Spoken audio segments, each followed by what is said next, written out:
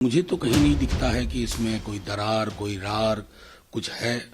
और अंततः मुखिया तो नीतीश जी हैं। हमको उनसे है वफा की उम्मीद। अभी भी उम्मीद है?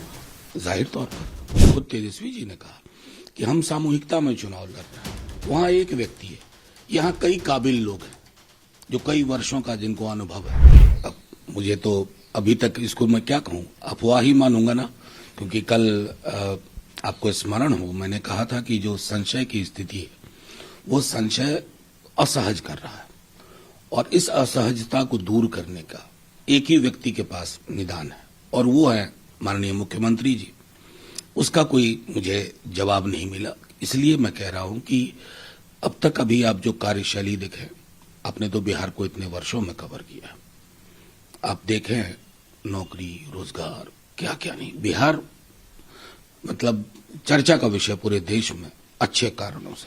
तो मुझे तो कहीं नहीं दिखता है कि इसमें कोई दरार, कोई रार कुछ है। और अंततः मुखिया तो नीतीश जी हैं इस महागठबंधन के।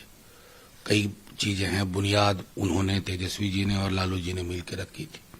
उस बुनियाद की ईंट थी कि मोदी जी की जो घृणा और नफरत की राजनीति है उसके मुकाबले एक लोकोन्मुख राजनीति की पौध लगाई जाए। वो लगा दी, वो फूल रहा है, फल रहा है।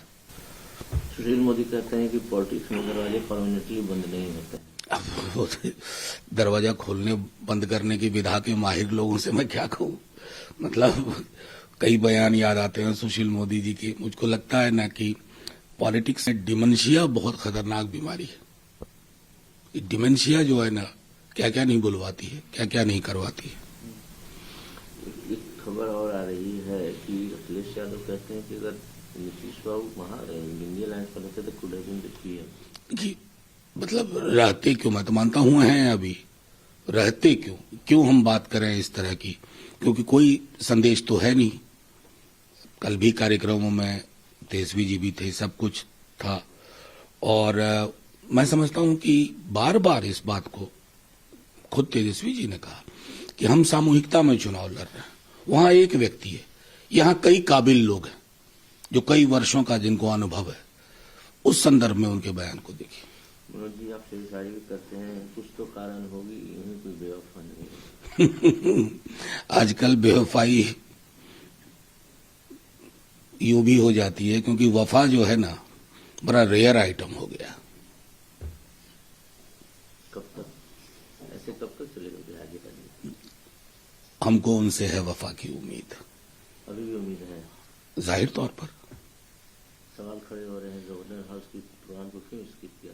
नहीं, देखिए, वो मतलब ये अननेसेसरी सवाल, वो हाइटी है, वो कॉन्स्टिट्यूशनल मैंडेट का कोई प्रोग्राम था नहीं।